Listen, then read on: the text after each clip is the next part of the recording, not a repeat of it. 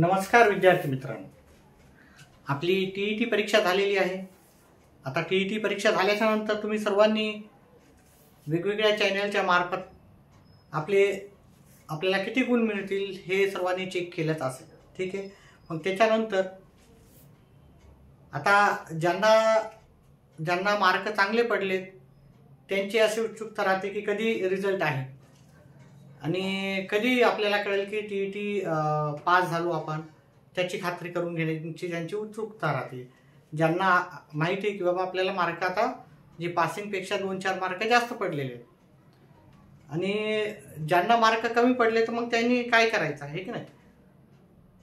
जर ह्यावेळेचा आपण TET paper पाहिला तर लक्षात येईल की ह्यावेळेचा जो टीईटी पेपर होता तो अतिशय सोपा होता। मागच्या ज्या काही पेपर झाले 2013 पासून, तर ह्या वेळेसचा टीईटी पेपर कंपॅरिझन केलं तर फार सोपा होता। आता तुमच्यासाठी एक आनंदाची बातमी एक आहे की ज्यांचा हा पेपर थोडा म्हणजे मार्क कमी पडतील असा ज्यांना माहीत झाला असेल, पेपर तुम्ही पाहिले असेल, वेगवेगळ्या चॅनलवाल्यांनी आपली आन्सर जे आहे संभावित उत्तरपत्रिका टाकली, आपण पण टाकली होती। त्याच्यामधून तुम्ही जर पाहिलं असेल तर ज्यांना माहिती आहे की बाबा आता ह्या वेळेस पास होणं म्हणजे पास होणार नाही, आता पुढच्या तयारीला लागू, तर त्यांच्यासाठी एक खुश खबर आहे की तुम्हाला आता वर्षातून किती परीक्षा येणार आहे, 2 वेळेस परीक्षा येणार आहे, ठीक आहे। आणि आता ही टीईटी पास होणं गरजेचं आहे का? 2013च्या आधीचे जे आहे, ठीक आहे, त्या आधी तर आपली टीईटी नव्हती, त्याच्यामुळे तिथे काहीतरी शिथिलता येऊ शकते, पण फक्त प्रमोशन वगैरे तुम्हाला बहुतेक होणार नाही बऱ्याच जणांचं, पण तिथं काही शिथिलता येऊ शकते। पण सेंट्रल जे गव्हर्नमेंट आहे त्यांनी सांगितलं की बाबा तुम्हाला सीईटी पास व्हावंच लागेल पुढच्या दोन वर्षात। आता पुढच्या 2 वर्षात म्हणलं तर तुम्हाला 2 वेळेस परीक्षा येते की नाही, वर्षभरात 2 वेळा। पेपर 1 वेळेस पेपर 1 देऊ शकता आणि पेपर 2 पण देऊ शकतात। म्हणजे वर्षातून 2दा परीक्षा आली म्हणजे पेपर 1 किती वेळेस देणार तुम्ही, 2 वेळेस, आणि पेपर 2 देणार 2 वेळेस। त्याचप्रमाणे दुसऱ्या वर्षी पण आणि तुम्हाला अजून 2 चान्स मिळणार आहे, म्हणजे टोटल 8 पेपर द्यावे लागणार आहे तुम्हाला। 8 पैकी तुम्ही तर नक्कीच गॅरंटेड पास होसाल, ठीक आहे। आता आपण पुढचं पाहू की क्वालिफिकेशन मार्क काय राहणार। पुढचं जे आपल्याला माहित पाहिजे की आपल्याला जर 150 मार्काची परीक्षा होती, इथे आपण 2 कॅटेगरीमध्ये पाहू, एक तर ओबीसी, एससी आणि एसटी कॅटेगरीसाठी यांना 150 पैकी 55% गुण हवे होते।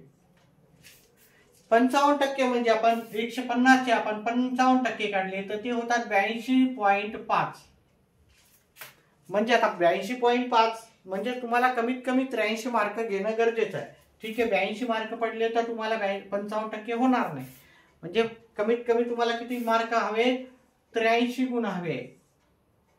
त्याचप्रमाणे जर ओपन कॅटेगरीच्या विद्यार्थ्यांना पाहिलं, ओपन कॅटेगरी हे झालं कॅटेगरीच्या विद्यार्थ्यांना, ओपन कॅटेगरीच्या विद्यार्थ्यांना 60% गुण हवे असतात, म्हणजे 150 पैकी जर 60% काढले, 15 सखी 90, तर तुम्हाला 90 मार्क घ्यावे लागणार। आता काही दिवसानंतर उत्तरसूची येणारच आहे आपली, त्याच्यानंतर जर असं कळालं की बाबा टीईटी मध्ये एखादा 2 प्रश्न बाद झाले,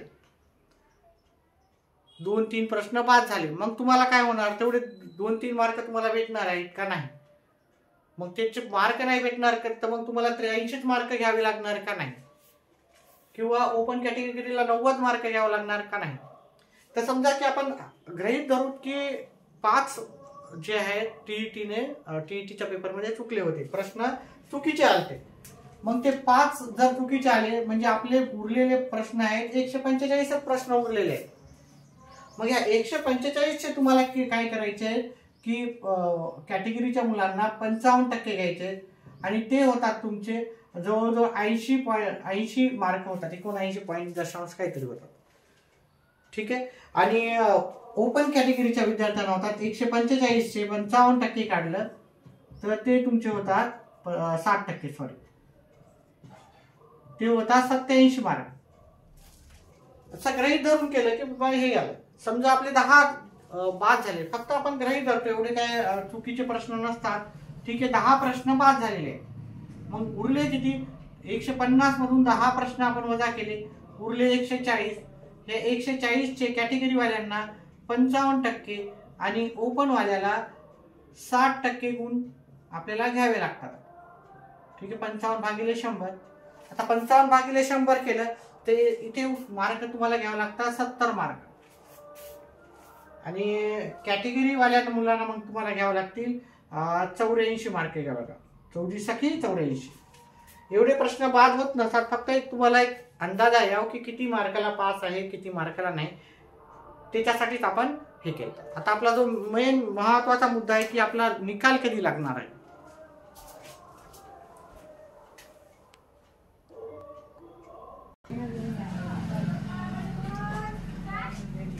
आता टीईटी निकालाबद्दल आपल्याला जाणून घ्यायचं आहे की टीईटीचा आपला जो निकाल आहे तो कोणत्या दिवशी लागेल.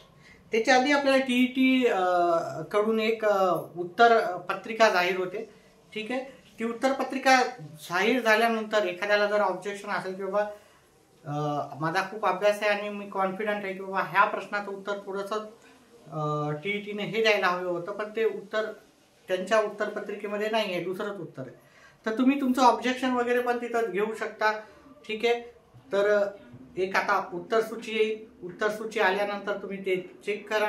उत्तर सूची आल्यानंतर चेक केल्यानंतर काही त्याच्यामध्ये संशय आला असेल तर तुम्ही एक काय म्हणू शकता, तुम्ही एक मेल पाठवू शकता टीईटीला की बाबा असं असं ह्या प्रश्नाचं असं होतं आणि हे उत्तर, आणि रेफरन्स सहित तुम्ही पाठवा, तर ते विचारात धरतात. ते त्याच्यानंतर ते काही प्रश्न जे बाद झाले असतील ते पण सांगतील. आणि त्याच्यानंतर मग आपला काय होईल, थोड्या दिवसानंतर अजून निकाल येतो. आता हा निकाल जो असतो आपला जो टीईटी पेपर झालेला आहे 23 नोव्हेंबर 2025, इथून 2 महिन्याचा कालावधी पकडा.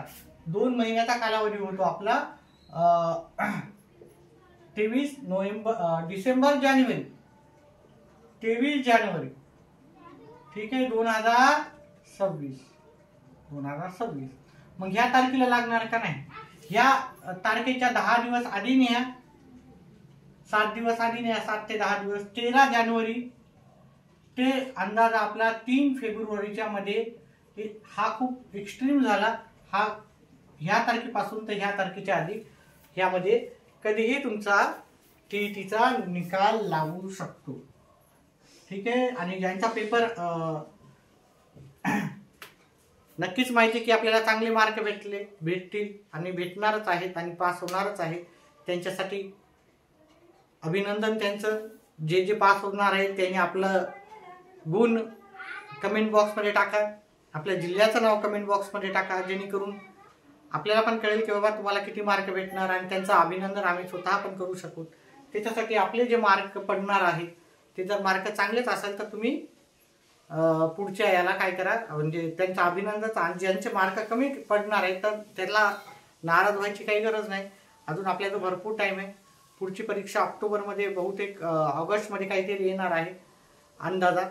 तर तोपर्यंत तुम्हाला भरपूर टाइम आहे, भरपूर अभ्यास करा, क्वेश्चन पेपर पहा. क्वेश्चन पेपर नसलं तर क्वेश्चन, आजकाल सोशल मीडिया एवढी झालेली आहे की नुसता मोबाईल जरी चालू करून ठेवला तरी आपल्या कानावरून भरपूर असं नॉलेज येऊन जातं. तर फक्त ऑडिओ जरी ऐकले, व्हिडिओ जरी पाहिले, नाही जरी पाहिला, जेवण करताना जरी तुम्ही व्हिडिओ लावून ठेवले, आपण त्याच्यासाठी ती व्यवस्था करणारच आहे की जे विद्यार्थी कडे टाइम नसतो वाचन करायचा वगैरे, तर त्यांना आपण काय करणार आहे, प्रश्न आणि त्याचे उत्तर वाचून दाखवणार आहे. म्हणजे ऑडिओ टाईप होणार आहे, व्हिडिओज पाहावं लागणार पण ऑडिओ टाईप होणार आहे. ठीक आहे, तर आत्तापुरतं एवढंच. काही नवीन टीईटी कडून अपडेट आल्या तर ते तुमच्यापर्यंत पोहोचू. व्हिडिओ पाहिल्याबद्दल धन्यवाद. आपला दिवस शुभ राहो.